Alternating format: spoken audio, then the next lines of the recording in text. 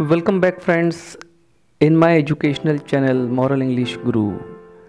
This video is about a brainstorming activity from the lesson 1.5 The New Dress by Virginia Woolf.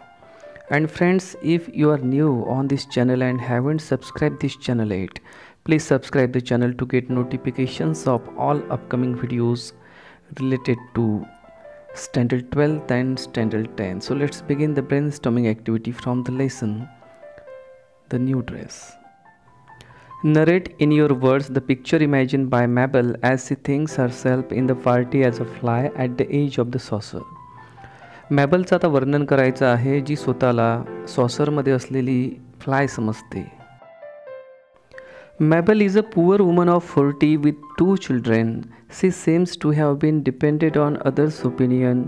If someone praises her, she feels happy, and if not, she is sad. As her dress is cheap of 3 pennies, she feels herself as if others are mocking at her. Even though Shaw's good remark is considered a mocking one, she considers herself a weak fly in the middle of saucer drowning into the milk. She considers as if her wings are sticked, and now she cannot fetch herself out of the saucer, and thus she will be drowned. She seems to be envious with other wealthy women. From beginning to end, she is depicted as a feeble, weak character, full of inferiority complex. She considers herself a poor, struggling fly. या पाठामध्ये Mabel ही स्वतःला poor struggling fly समजते आणि त्या प्रकारचं feeling तिला या संपूर्ण पाठामध्ये असतं. प्रश्न दुसरा. There are a few other characters mentioned in the story. Discuss the way their reaction help us to understand the inferiority complex of Mabel. या पाठामध्ये आलेले जे इतर कॅरेक्टर्स आहेत त्या कॅरेक्टरवरून आपल्याला मॅबल ही स्वतःला कशी इन्फेरियर समजते, तिच्यामध्ये इन्फेरियरिटी कॉम्प्लेक्सची भावना कशी निर्माण होते हे इतर कॅरेक्टर्सच्या माध्यमातून आपल्याला एक्सप्लेन करायचं आहे. Mabel is filled with suspicion that there is something wrong or her dress is not good when Mrs. Barnett tries to make Mabel neat and tidy. ज्यावेळेला मिसेस बार्नेट तिचा ड्रेस हा व्यवस्थित करण्याचा प्रयत्न करतात त्यावेळेला मॅबलला असं वाटते की तिचा ड्रेस हा नक्कीच चांगला नाही आणि काहीतरी वाईट झालेला आहे. She feels no good. She is filled with the inferiority complex. To get assured whether she is looking good or not, she asks to Charles Butt and gets upset on his negative remark. त्यानंतर ती Charles बटला आपण खरंच चांगलं दिसतो की नाही हे विचारण्याचा प्रयत्न करते आणि जसा त्याच्याकडून निगेटिव्ह रिमार्क येतो ती स्वतःला सॅड फील करते. Rose shows positive remark even is taken as negative by Mabel which has fetch her deep into the full of inferiority complex. आणि रोशॉने दिलेला जो रिमार्क असतो तो चांगला असतो परंतु त्यालाही ती निगेटिव्ह समजते. When she talks to Mrs. Holman, she thinks Mrs. Holman is looking at her dress with disgust because her dress was no good. आता ज्यावेळेला ती मिसेस होलमन यांच्यासोबत चर्चा करते आणि मिसेस होलमन तिच्या ड्रेसकडे बघतात तर तिला असं वाटते की माझा ड्रेस हा चांगला नाही म्हणूनच मिसेस होलमन माझ्याकडे बघत असतील. She wanted to marry Sir Henry Lawrence but had to marry with Hubert who was of low status. आता तिला ज्या व्यक्तीसोबत लग्न करायचं असतं त्या व्यक्तीसोबत ती लग्न करू शकत नाही आणि स्टेटसने लो असणाऱ्या ह्युबर्टसोबत ती लग्न करते आणि अशा प्रकारे इन्फेरियरिटी कॉम्प्लेक्सची भावना अधिक दृढ होण्यासाठी हेही कारण त्याला कारणीभूत ठरतं. Her family had to work hard to earn bread and butter. She feels upset and unhappy all the times. She wanted to hide her misery but it was disclosed before others time to time. Hence Mabel felt sad and distressed which became the cause of her inferiority complex. तिच्या कुटुंबाला सुद्धा bread आणि butter earn करण्यासाठी फार मेहनत करावी लागत होती. तिच्या जीवनामध्ये फार दुःख होते, मिजरीज होत्या जे तिला हाईड करायचं होतं परंतु ते लोकांसमोर येतच होतं आणि अशा प्रकारे तिच्या जीवनामध्ये एक दुःखीपणा आला, एक नैराश्य आलं आणि ती स्वतःला इन्फेरियर समजायला लागली. Next question. Pick out the sentences from the story which describe the ambience of the party at Mrs. Dalloway's place. Mrs Dalloway यांच्या घरी जी पार्टी होती त्या पार्टीचं वातावरण दर्शविणारी काही वाक्य आपल्याला या ठिकाणी लिहायची आहे. पहिलं. As she took her cloak off and Mrs. Barnett while handing her the mirror and touching the brushes and thus drawing her attention perhaps rather markedly to all appliances for tidying and improving hair, complexion cloths which existed on the dressing table. Second, as she greeted Clarissa Dalloway, she went straight to the far end of the room, to a shaded corner where a looking glass hung and looked.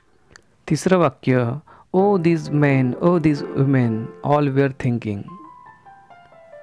या सर्व वाक्यांमधून त्या पार्टीचं एक ambience म्हणजे वातावरण दिसतं. आणखीन काही वाक्य आहेत. चौथं, रोज herself being dressed in the height of the fashion, precisely like everybody else always. 5. Slouched across the room, positively slinking as if she were a bitten mongrel, and looked at a picture and engraving. 6. वाक्य, It's so old-fashioned, she said to Charles Burt, making him stop, which by itself he hated, on his way to talk to someone else. 7th, rather ruffled, he said and went on to laugh at her, with some women over there. 8. Then Mrs. Holman, seeing her standing there, bore down upon her. All the time she could see little bits of her yellow dress in the round-looking glass, which made them all the size of boots buttons or tadpoles.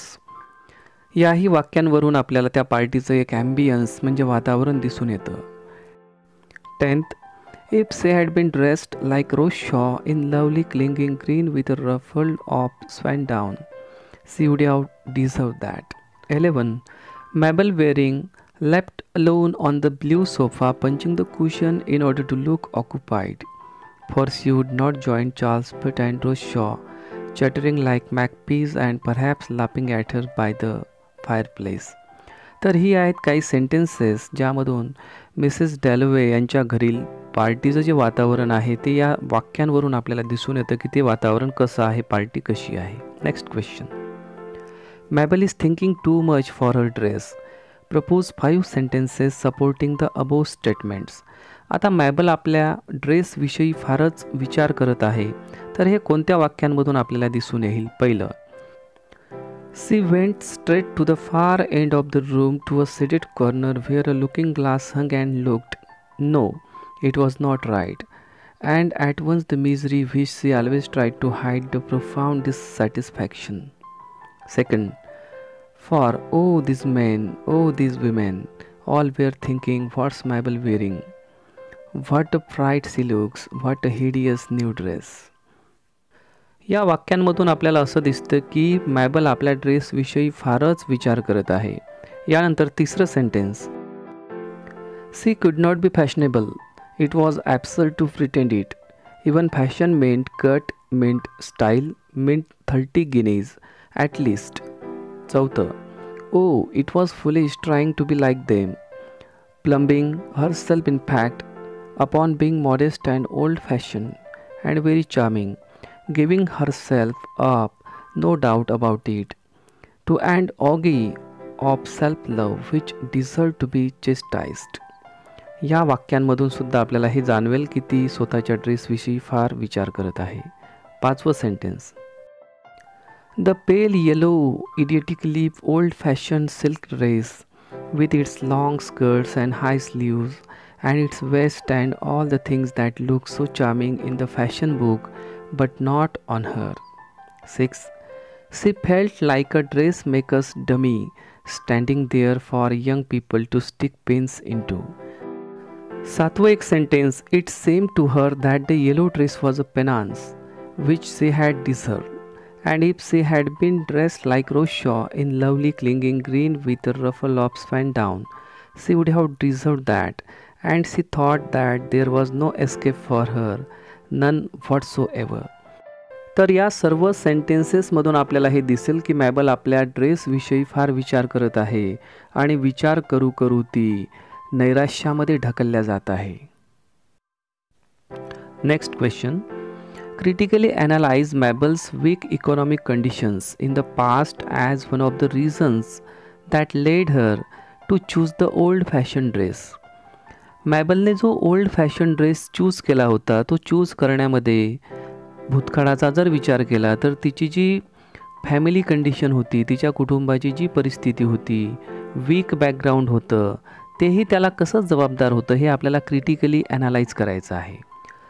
C was from poor family. They were all 10 members. They had never enough money. They had to manage somehow. Her mother had to carry great cans and do her linoleum work on the stair edges. Her family faced domestic tragedies like sheep farm failing. Her elder brother married a girl beneath his social status, having no luxurious life. Her brothers and sisters were idlers, no other source of earnings. She married a man of little earnings, and thus her economic condition was bad all the times. Hence she chose the old fashioned dress to save money. ज्यावेळेला ती तिच्या आईवडिलांकडे होती, तिचं कुटुंब म्हणजे 10 लोकांचं एक कुटुंब होतं. अतिशय वाईट कंडिशन होती त्यांची. त्यांच्याकडे पुरेसे पैसे नसायचे, कसे बसे ते मॅनेज करायचे. तिची आई पण एक लिनोलियम वर्कचं काम करायची. कधी कधी त्यांच्या फॅमिलीमध्ये काही ट्रॅजेडीज व्हायच्या आणि ह्या सर्व गोष्टींमुळे मॅबलला अडचणीमध्ये दिवस काढण्याची एक सवय झाली होती आणि तिला काटकसरीचं जीवन कसं जगायचं हे माहीत झालं होतं. त्यानंतर तिचं लग्नही अशाच एका व्यक्तीसोबत झालं ज्याचं सोशल स्टेटस पण कमी होतं आणि त्याची अर्निंग पण कमी होती.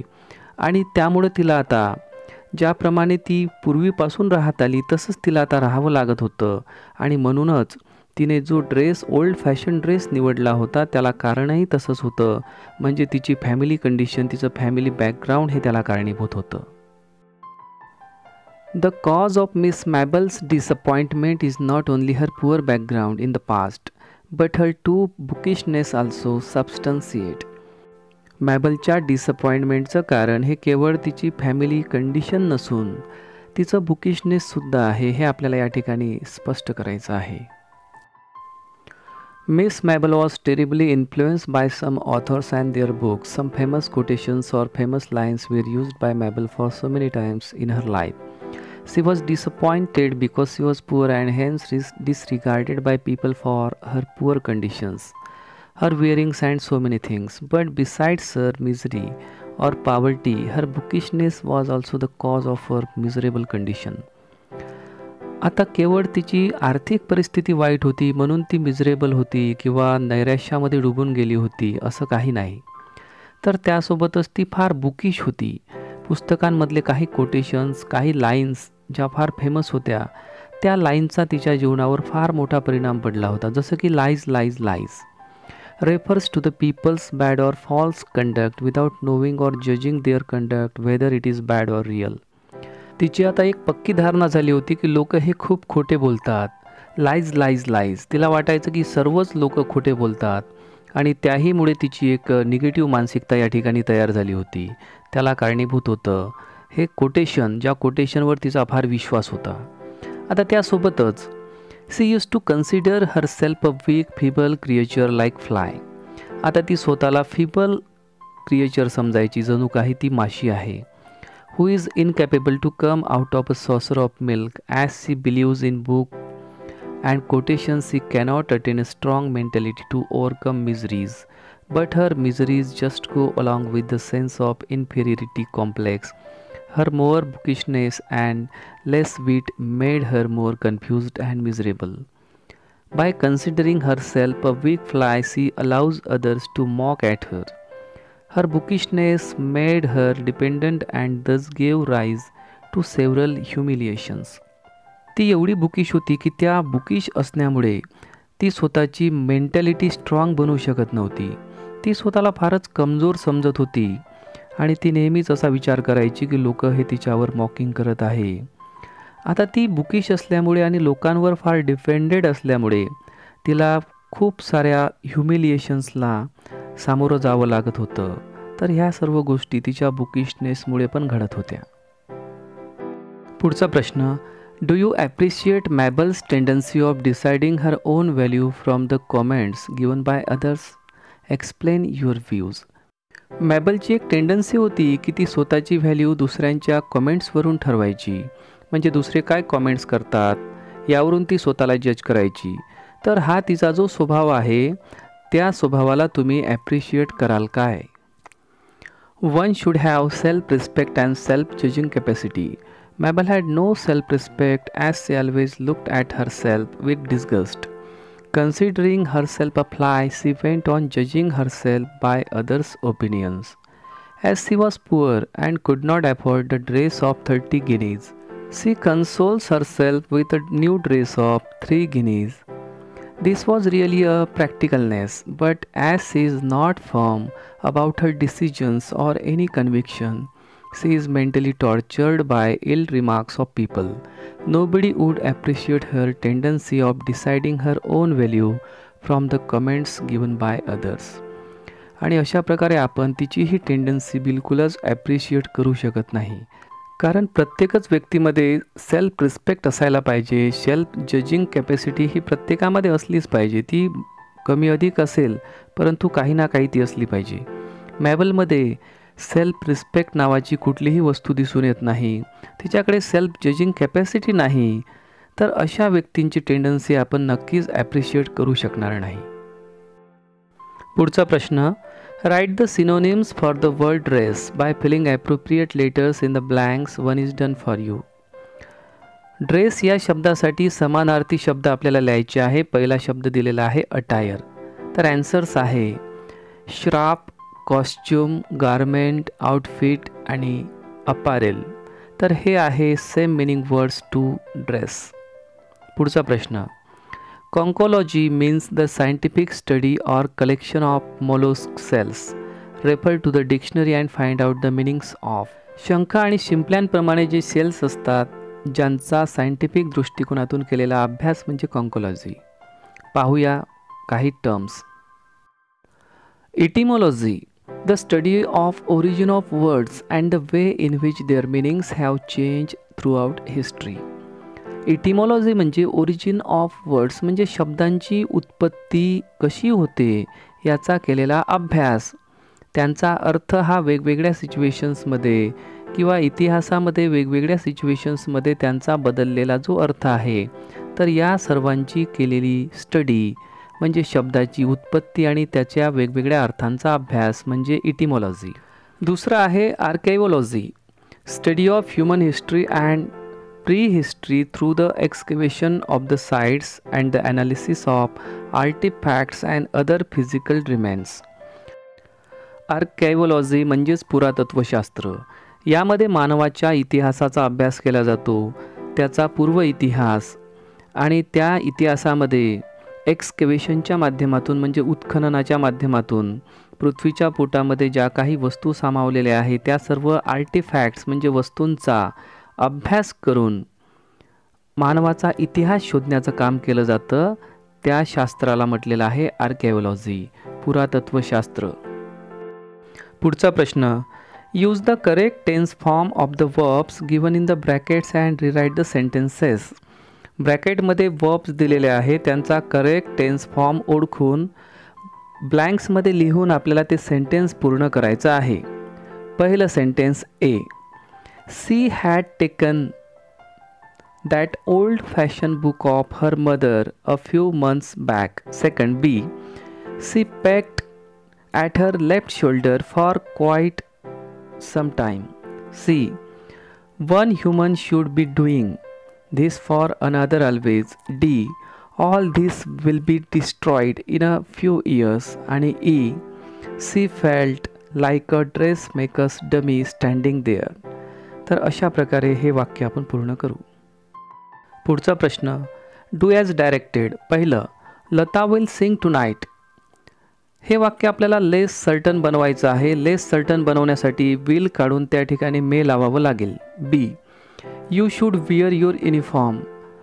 यामध्ये ॲबिलिटी दाखवायची आहे. ॲबिलिटी दाखवण्यासाठी आपल्याला शूड ऐवजी कॅन लावावं लागेल. See, Sandeep may study to clear the examination. यामध्ये मेक इट ऑब्लिगेटरी किंवा कंपल्सरी. तर ऑब्लिगेटरी किंवा कंपल्सरी करण्यासाठी आपल्याला मे काढून त्या ठिकाणी मस्ट लावावं लागेल. आणि डीमध्ये आय कॅन डू इट हे वाक्य make a sentence seeking permission. परमिशनसाठी आपल्याला कॅन काढून मे लावावं लागेल. तर हे सर्व सेंटेन्सेस होतील. Lata may sing tonight, you can wear your uniform, Sandeep must study to clear the examination. I may do it. अशा प्रकारे. पुढचा प्रश्न. Frame 3 rules for the students of your college. तुमच्या कॉलेजमधील विद्यार्थ्यांसाठी 3 नियम तयार करा. पहिला, cellphone is not allowed in the premises. कॉलेजच्या परिसरामध्ये सेलफोन वापरता येणार नाही. दुसरा, ragging is a punishable offence. Students found in hall will be punished by law. कॉलेजमध्ये कुठल्याही प्रकारचं रॅगिंग वगैरे करता येणार नाही आणि तो पनिशेबल ऑफेन्स राहील, म्हणजे शिक्षा पात्र गुन्हा राहील. कोणताही विद्यार्थी अशा ॲक्टिव्हिटीजमध्ये जर एंगेज असला तर त्याला पनिश्ड केल्या जाईल. आणि तिसरा, college uniform is compulsory for all. कॉलेजचा गणवेश हा सर्वांसाठी कंपल्सरी आहे, तो सर्वांनी वापरलाच पाहिजे. Fill in the blanks with appropriate model auxiliaries according to the situation given in the following sentences. तर खालील वाक्यांमध्ये जी सिच्युएशन आहे त्यानुसार आपल्याला मॉडेल ऑक्झिलरीचा वापर करावा लागेल. पहिलं, टेक ॲन अम्ब्रेला. अम्ब्रेला घे. It might rain later. कदाचित पाऊस पडेल.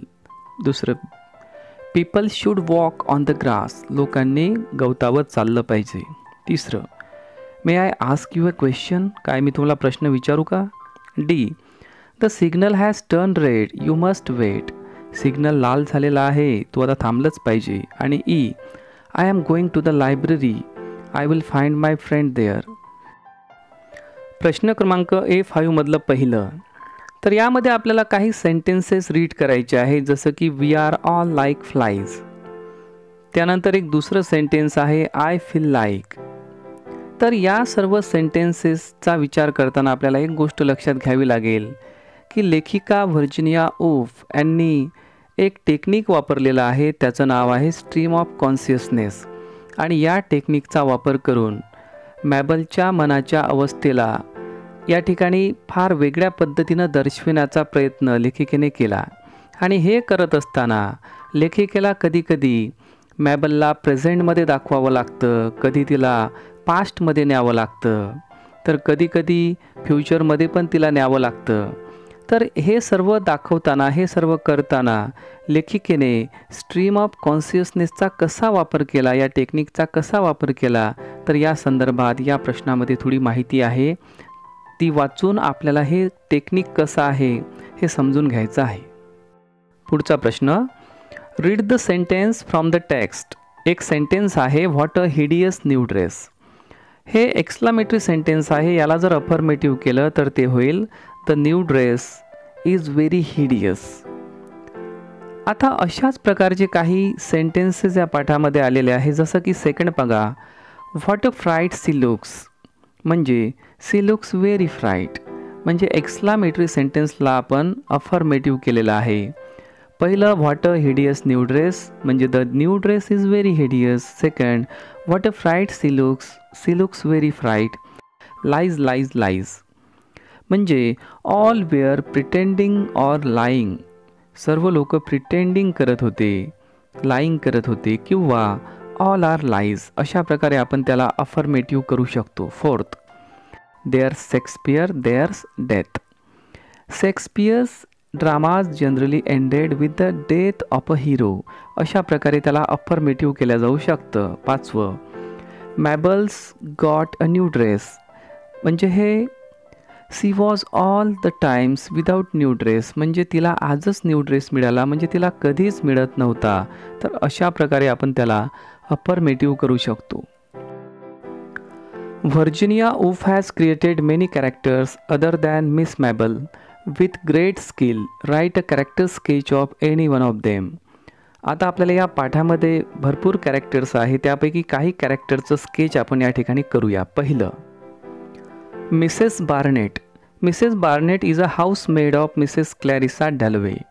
When Mabel enters the party at Mrs Dalloway, she feels awkward and rushes to the dressing room of Mrs Dalloway, where she meets Mrs Barnett. Mrs. Barnett takes a brush and tries to tidy Mabel's hairs and dress. It makes Mabel nervous and felt herself unattractive and sinks in despair. Mrs. Barnett is of helping nature for Mabel. Mabel feels grateful to her. दुसरं character आहे miss Milan. Miss Milan is a dressmaker. She is true and very helpful for Mabel. Miss Milan's workroom is congested with clothes and so many things. She tells Mabel about her dress and guides her about the length of the dress. She looks after the canary and dresses Mabel as the beautiful lady. She is elder to Mabel but looks cheerful. She is straightforward. She tells Mabel about her look and praises Mabel about her attractive look in that new dress. Mabel feels tremendous love for Miss Milan. तिसरा character आहे रोज Shaw. Rose Shaw is one of the guests in Mrs. Clarissa Dalloway's party. She has worn a beautiful and attractive dress. She is a rich woman. When Mabel is confused and upset about her appearance and her dress, Rose Shaw tries to appreciate her dress as well as her appearance. But her appreciation is taken negatively, considering as if Rose Shaw is mocking at her. Mabel considers her beautiful, attractive, but a selfish, like a Boadicea, the queen of British Celtic Iceni tribe. त्यानंतर एक दुसरं character आहे Mrs Holman. Mrs Holman is another guest and a poor woman in Mrs Dalloway's party. She is a boring woman in a black dress. Her son is suffering from heart disease as well as daughter is with her knees swollen as she tumbled down the stairs. She grabs everything she could in the party. She is self-centered and selfish woman. Mabel is upset with her as she looks at Mabel's dress through her glasses. She is suffering several miseries and is seeking sympathy from others. But her selfish behavior makes Mabel and all others unsympathetic.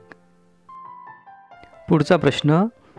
Clothes mean nothing until someone lives in them. Expand the idea in your own words. कपडे म्हणजे काय तर काहीच नाही. जोपर्यंत आपण ते वापरत नाही, त्या कपड्यांमध्ये आपण जगत नाही, त्या कपड्यांचा अनुभव आपण घेत नाही, आनंद घेत नाही, तोपर्यंत त्या कपड्यांना काहीही अर्थ नसतो. Clothes mean fashion. Fashion is such a dynamic, brilliant word which is more than just clothes. The aim of fashion or clothes is to make the poor look rich and the rich look poor. We use fashion as to express our resistance and to be rebellions. Fashion is an instant language to express ourselves. Clothes make us impressive as well as dull and boring. They are useless for us until we use them, feel them, live in them. कपड्यांचा संदर्भ हा फॅशनशी असतो. एखाद्या गरीब व्यक्तीला श्रीमंत दिसायचं असेल किंवा श्रीमंताला गरीब दिसायचं असेल तर वेगवेगळ्या पद्धतीची फॅशन आणि कपडे आपण वापरून हे करू शकतो. आणि जोपर्यंत आपण कपडे वापरत नाही, फॅशन करत नाही, तोपर्यंत त्या कपड्यांमध्ये काहीही अर्थ नसतो.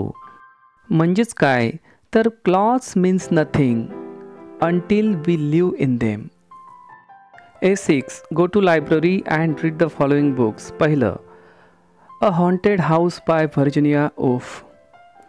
The short story A Haunted House written by Virginia Woolf is not necessarily a ghost story, but the narrator's experience about ghostly occurrence in the house that she shares with her husband. As the narrator and her husband awaken, they hear noises, doors and windows closing and opening, and so on. She hears a ghostly couple wandering about the house, but she is not afraid as the ghost means no harm to the occupants. As the narrator is reading a book one day, she hears the ghostly couple in the background searching for something talking, but when she starts to look for them, she is unable to find any evidence of their presence other than the noises she and her husband have been hearing otherwise. Ultimately, the narrator learns a few details about the couple and hears the house's heartbeat as the word "safe" is repeated on several occasions. Her ghost lived there hundreds of years prior and they had a loving relationship. Furthermore, here the ghost love has carried over to the current narrator. and her husband at the end of the story. The narrator is awakened by the light of the dead couple's silver lantern and realizes she has purchased for the ghost have been searching for all the while. या स्टोरीमध्ये लेखिकेने एका कपलचं वर्णन केलेलं आहे. तिला असं वाटते की ते कपल आज भूत बनलेलं आहे आणि ते भूत एक चांगलं भूत आहे, कोणालाही हार्म करणारं भूत नाही. ते भूत नेहमी काहीतरी सर्चिंग करत असतं. ते नेमकं काय सर्चिंग करतं याबद्दलची स्टोरी आणि वेगवेगळे इन्सिडेंट्स या स्टोरीमध्ये आहेत. ही एक अतिशय इंटरेस्टिंग आणि मिस्टिरियस अशी स्टोरी आहे जी आपल्याला वाचायला नक्की आवडेल.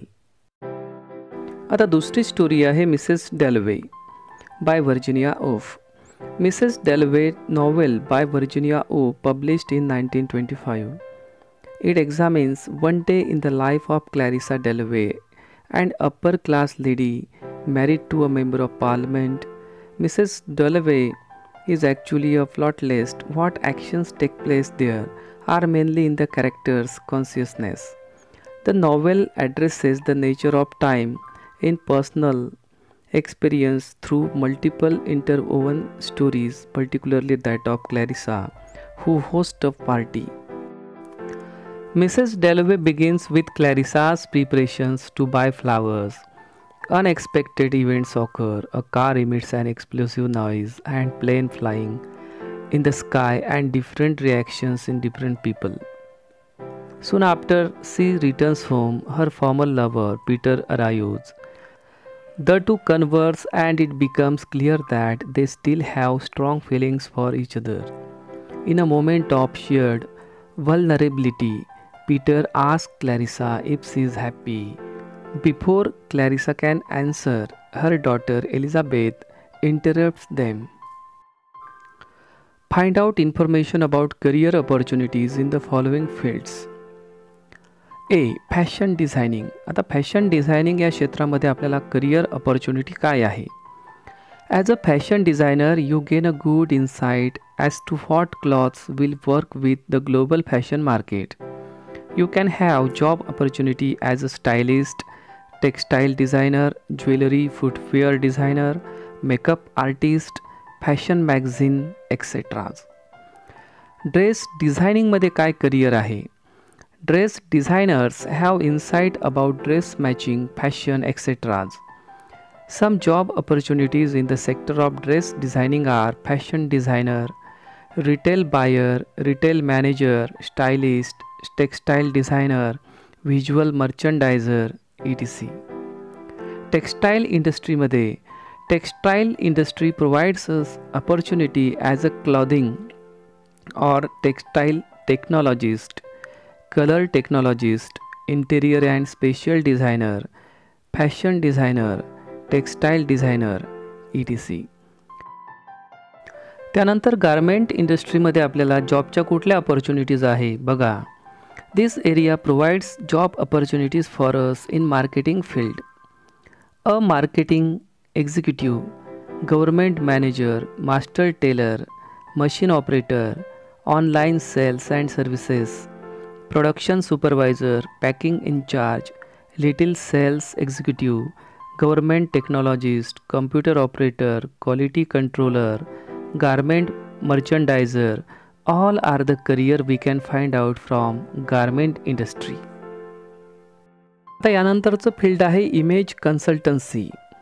Image consultancy or image management is a conscious ongoing process of evaluating and enhancing our image and how others perceive us and therefore respond to us.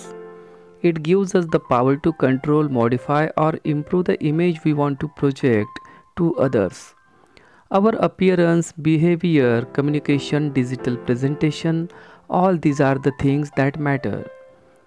Image professional, specific domain expert, designer, life coach, media trainer, makeup artist, hair stylist, dietitian, dermatologist, social media expert are the career facilities available in this field. आता last field आहे psychology आणि सायकायट्री. बघूया या क्षेत्रामध्ये काय career opportunities आहे. पहिलं psychology. Psychology is the scientific study of the mind and behavior. Areas one can seek job opportunity are human development, sports, health, clinical, social behavior, and cognitive processes. Clinical psychologist, forensic psychologist, school psychologist, social workers, counselors are some career opportunities in this area. सायकॅट्रीचा जर विचार केला तर psychiatry is the important branch of the medical profession that focuses on the study and treatment of mental illness, emotional and behavioral disorders. You can work in nursing homes, hospitals, health centers, medical colleges, research institutions, occupational therapist, etc. तर विद्यार्थी मित्रांनो, ही होती brainstorming activity of the lesson the new dress by Virginia Woolf. आणि जर हा video आपल्याला आवडला असेल तर या व्हिडिओला नक्कीच लाईक करा, शेअर करा, कमेंट करा. आणि जर आपण या चॅनलवर नवीन असाल आणि या चॅनलला सबस्क्राईब केलं नसेल तर नक्कीच करा.